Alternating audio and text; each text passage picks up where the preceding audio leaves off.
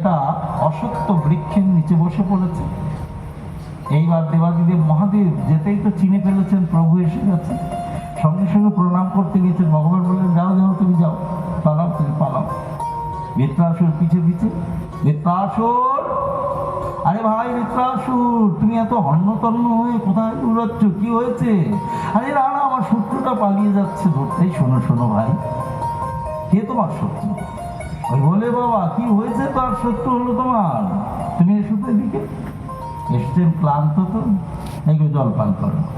জল খাইয়ে দিলেন, একটু বসো বসো, কি হয়েছে? সব বৃত্তান্ত যখন খুলে বলছেন, তখন বলছে, দেখো ভোলে বাবা তো একটা পাগলা ভোলা, শ্মশানে মশানে থাকে, গাঁজা ভাঙ খায়, তাকে কি বলে তার নিজেরই ঠিক নেই রে বাবা। আর তোমাকেও তো দেখছি তুমিও এক পাগলা। পাগলা কি বলেছে না বলেছে, আর তুমি পাগলের পিছে পিছে ছুটছো। দেবাদিদেব মহাদেবকে কথায় কখনো বিশ্বাস করতে হয় না।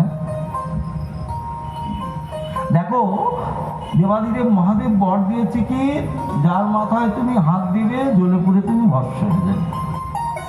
তাহলে তোমার নিজের মাথাটা থুয়ে ভাই তুমি পরের মাথায় হাত দিতে দৌড়চ্ছ কেন? নিজের মাথায় হাত দিয়ে দেখলেই তো বোঝা যায়। বৃত্রাসুর বলছে, ও আমাকে বলি বোকা পেয়েছেন না, নিজের মাথায় হাত দিয়ে আর ভস্ম হয়ে যায়। আচ্ছা বৃত্রাসুর, যদি আগুনে জ্বলে পুড়ে ভস্ম হয়ে যায়, তাহলে তো আগুন জ্বলবে কি না? মাথার উপর আগুন জ্বলবে তো। তো মাথার উপরে হাতটা দিয়েই দেখো আগুন জ্বলছে কিনা। যদি আগুন জ্বলে তাহলে ভাববে না বরটা সত্য, আর যদি না জ্বলে, তাপটা যদি না পাও, তাহলে ভাববে মিথ্যে। বৃত্রাসুরের ভগবানের মিষ্টি মিষ্টি কথাটা শুনে ভুলে গেল, হ্যাঁ তাই তো, ঠিকই বলেছেন তো। তাহলে মাথার উপরে হাতটা দিয়ে দেখো না, কি বৃত্রাসুর, তাপ টাপ লাগছে কি আগুনে? বলে না না।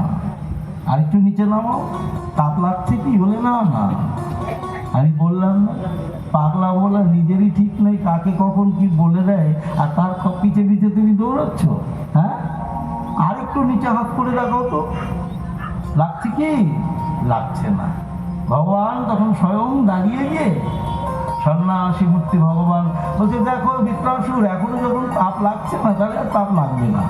এই বলে মাথাটা নিয়ে যেই বৃত্রাসুরের মাথায় ঠেকিয়েছে, সঙ্গে সঙ্গে জ্বলে পুড়ে ভস্ম হয়ে গেল।